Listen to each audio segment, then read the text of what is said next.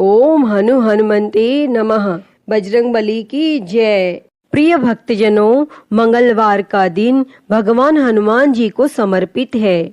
इस दिन सुख संपत्ति, यश और संतान प्राप्ति के लिए मंगलवार का व्रत रखना शुभ माना जाता है और हनुमान जी से जुड़ी मंगलवार व्रत कथा का पाठ अथवा श्रवण करके इस व्रत को पूरी श्रद्धा के साथ पूर्ण करना चाहिए। प्रिय भक्तजनों, आज हम इस वीडियो में मंगलवार की व्रत कथा सुनेंगे, तो आइए सुनते हैं। उससे पहले आप सभी प्रेम से बोलिए बजरंगबली की जय। एक समय व्यास जी ने कहा कि एक बार नैमिषारण्य तीर्थ में 80,000 मुनि एकत्र होकर पुराणों के ज्ञाता श्री सूत जी से पूछने लगे, हे महामुने, आपने हमें अनेक पुराणों की कथाएं सुनाई हैं। अब कृपा करके हमें ऐसा व्रत और कथा बताएं जिसके करने से संतान की प्राप्ति हो तथा मनुष्यों को रोग, शोक, अग्नि, सर्व दुख आदि का भय दूर हो, क्योंकि कलयुग में सभी जीवों की आयु बहुत कम है।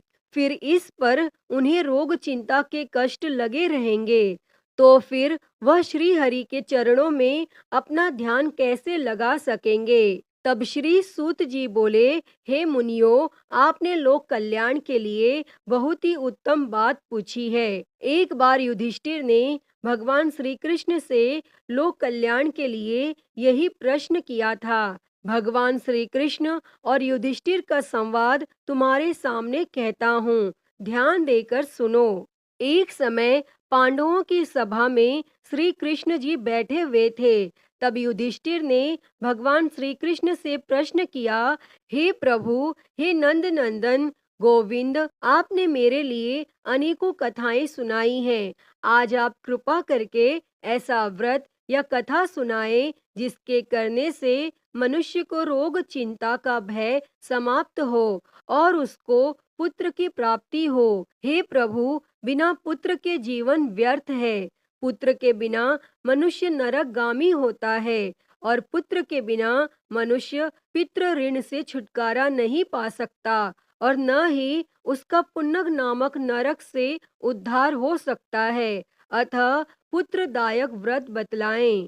तब श्री कृष्ण भगवान बोले, हे राजन, मैं एक प्राचीन इतिहास सुनाता हूँ, आप उसे ध्यान पूर्वक सुनो। कुंडलपुर नामक एक नगर था। उसमें नंदा नामक एक ब्राह्मण रहता था और भगवान की कृपा से उसके पास सब कुछ था। फिर भी वह दुखी था। इसका कारण यह था कि ब्राह्मण की स्त्री सुनंदा के कोई संतान न थी। सुनंदा पतिव्रता थी, भक्ति पूर्वक श्री हनुमान जी की आराधना करती थी और मंगलवार के दिन व्रत करके अंत में भोजन बनाकर हनुमान जी का भोग लगाने के बाद स्वयं भोजन करती थी।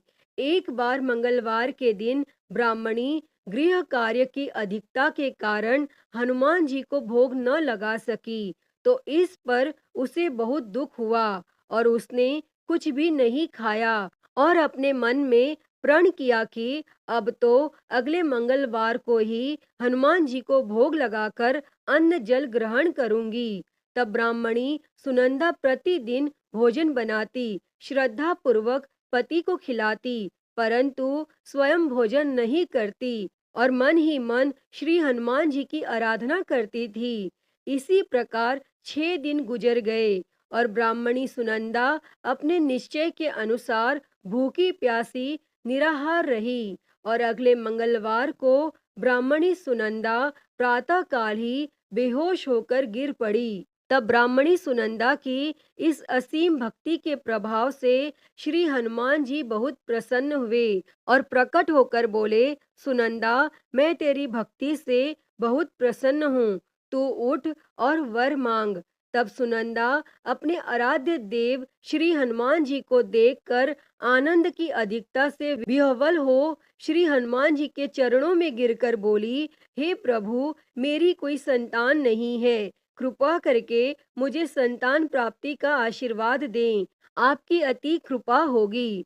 तब श्री महावीर जी बोले, तेरी इच्छा पूर्ण होगी, तेरे एक कन्या पैदा होगी, उसके अष्टांग प्रतिदिन सोना दिया करेंगे। इस प्रकार कहकर श्री महावीर जी अंतर्ध्यान हो गए। तब ब्राह्मणी सुनंदा बहुत हर्षित हुई और सभी समाचार अपने पति से कहा। तब ब्राह्मण देव कन्या का वरदान सुनकर कुछ दुखी हुए, परंतु सोना मिलने की बात सुनी तो बहुत प्रसन्न हुए और विचार किया कि ऐसी कन्या के साथ मेरी निर्धनता भी समाप्त हो जाएगी। तब श्री हनुमान जी की कृपा से वह ब्राह्मणी गर्भवती हुई और 10वें महीने में उसे बहुत ही सुंदर पुत्री प्राप्त हुई।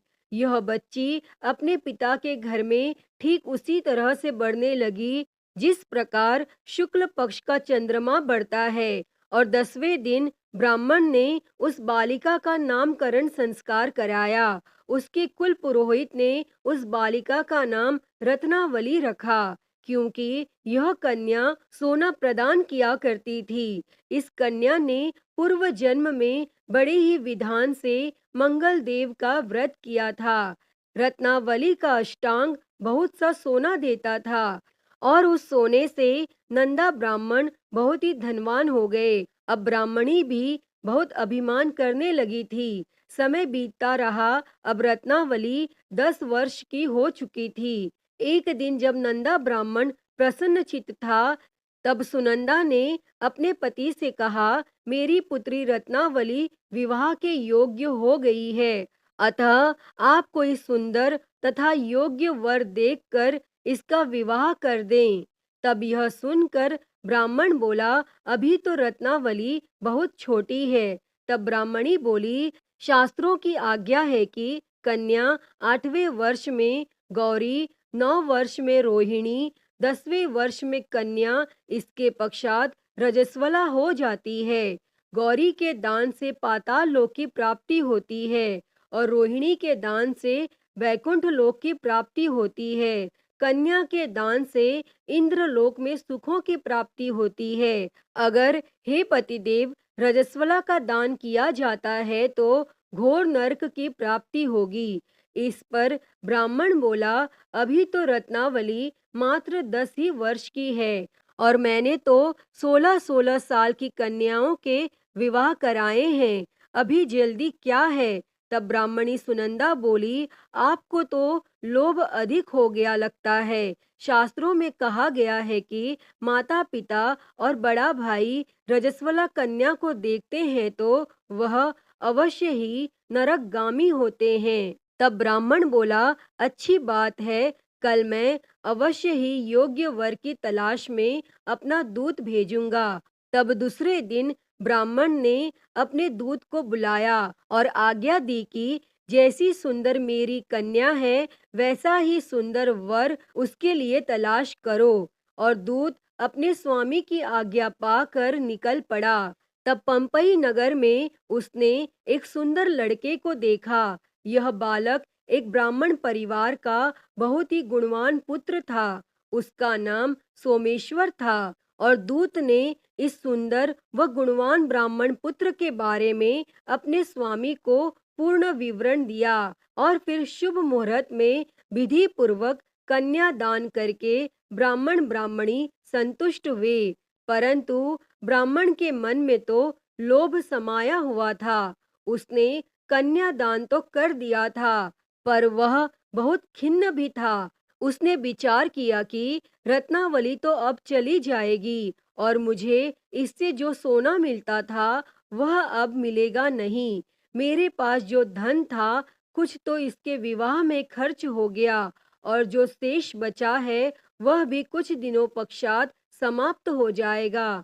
मैंने तो इसका विवाह करके बहुत ही बड़ी भूल कर दी है। अब कोई ऐसा उपाय हो कि रत्नावली मेरे घर में ही बनी रहे, अपने ससुराल न जाए। तब लोभ रूपी राक्षस ब्राह्मण के मस्तिष्क पर छाता जा रहा था। रात भर अपनी शैया पर बेचैनी से करवटें बदलते बदलते उसने एक बहुत ही क्रूर निर्णय लिया। उसने विचार किया कि जब रत्नावली को लेकर उसका पति सोमेश्वर अपने घर के लिए जाएगा तो वह मार्ग में छिपकर सोमेश्वर का वध कर देगा और अपनी लड़की को अपने घर ले आएगा, जिससे नियमित रूप से उसे सोना भी मिलता रहेगा और समाज का कोई मनुष्य उसे दोष भी नहीं दे सकेगा। और प्रातः काल हुआ तो नंदा और सुनंदा ने अपने जमाई तथा लड़की को बहुत सारा धन देकर विदा किया और सोमेश्वर अपनी पत्नी रत्नावली को लेकर ससुराल से अपने घर की तरफ चल दिया। और ब्राह्मण नंदा महालोभ के वशीभूत हो अपनी मति खो चुका था और पाप पुण्य का उसे विचार न रहा। अपने भयानक व क्रूर निर्णय को कार्य रूप देने के लिए उसने अपने दूत को मार्ग में अपने जमाई का वध करने के लिए भेज दिया था, ताकि रत्नावली से प्राप्त होने वाला सोना उसे हमेशा मिलता रहे और वो कभी निर्धन न हो। तब ब्राह्मण के दूत ने अपनी स्वामी की आज्ञा का पालन करते हुए उसके जमाई सोमेश्वर का मार्ग में ही वध कर दिया। तब यह समाचार प्राप्त कर ब्राह्मण नंदा मार्ग में पहुंचा और रुदन करती अपनी पुत्री रत्नावली से बोला, हे पुत्री, मार्ग में लुटेरों ने तेरे पति का वध कर दिया है। भगवान की इच्छा के आगे किसी का कोई वश नहीं चलता है। अब तू घर चल, वहां पर ही रहकर शेष जीवन व्यतीत करना। जो भाग्य में लिखा है वही होगा। और अपने पति की अकाल मृत्यु से रत्नावली बहुत दुखी हुई। करुण क्रंदन व रुदन करते हुए अपने पिता से बोली, हे पिताजी, इस संसार में जिस स्त्री का पति नहीं है उसका जीना व्यर्थ है। मैं अपने पति के साथ ही अपने शरीर को जला दूंगी और सती होकर अपने इस जन्म को, माता पिता के नाम को तथा सास ससुर के यश को सार्थक करूंगी। तब ब्राह्मण नंदा अपनी पुत्री रत्नावली के वचनों को सुनकर बहुत दुखी हुआ। विचार करने लगा, मैंने व्यर्थ ही जमाई वध का पाप अपने सिर लिया। रत्नावली तो उसके पीछे अपने प्राण तक देने को तैयार है और मेरा तो दोनों तरफ से मरण हो गया। धन तो अब मिलेगा नहीं, जमाई वध के पाप के फलस्वरूप यम यातना भी भुगतनी पड़ेगी। और यह सोचकर वह बहुत खिन्न हुआ। तब सोमेश्वर की चिता बनाई गई। रत्नावली सती होने की इच्छा से अपने पति का सिर अपने गोद में रखकर चिता में बैठ गई। जैसे ही सोमेश्वर की चिता को अग्नि लगाई गई, वैसे ही प्रसन्न हो मंगल देव वहां प्रकट हुए और बोले, हे रत्नावली, मैं तेरी पति भक्ति से बहुत प्रसन्न हूँ, तू वर मांग। तब रत्नावली ने अपने पति का जीवन दान मांगा। तब मंगल देव बोले, रत्नावली, तेरा पति अजर अमर है, यह महाविद्वान भी होगा और इसके अतिरिक्त तेरी जो इच्छा हो वर मांग। तब रत्नावली बोली, हे ग्रहों के स्वामी, यदि आप मुझ पर प्रसन्न हैं तो मुझे यह वरदान दीजिए कि जो भी मनुष्य मंगलवार के दिन प्रातः काल लाल पुष्प लाल चंदन से पूजा करके आपका स्मरण करे, उसको रोग व्याधि न हो, स्वजनों का कभी वियोग न हो, सर्प अग्नि तथा शत्रुओं का भय न रहे। जो स्त्री मंगलवार का व्रत करे वह कभी विधवा न हो। और मंगल देव तथास्तु कहकर अंतर ध्यान हो गए। सोमेश्वर मंगल देव की कृपा से जीवित हो उठा। रत्नावली अपने पति को पुनः प्राप्त कर बहुत प्रसन्न हुई और मंगल देव का व्रत प्रत्येक मंगलवार को करके व्रत राज और मंगल देव की कृपा से इस लोक में सुख ऐश्वर्य को भोगते हुए अंत में अपने पति के साथ स्वर्ग लोक को गई। अतः हे मंगल देव, जैसी कृपा आपने रत्नावली और उसके पति सोमेश्वर पर की, वैसी ही कृपा इस कथा को कहते, सुनते और हुंकारा भरते सभी पर सदैव करना। तो सभी प्रेम से बोलिए, श्री मंगल देव की जय, श्री हनुमान जी की जय। प्रिय भक्तजनों, मैं उम्मीद करती हूँ कि आपको यह कथा पसंद आई होगी और अगर वीडियो अच्छी लगी हो तो इसे लाइक करें, ज़्यादा से ज़्यादा शेयर करें और कमेंट में बजरंग बली की जय लिखना ना भूलें। और महाकाल भक्ति ज्ञान चैनल को सब्सक्राइब कर नोटिफिकेशन बेल को ज़रूर ऑन कर लें। हर हर महादेव। धन्यवाद।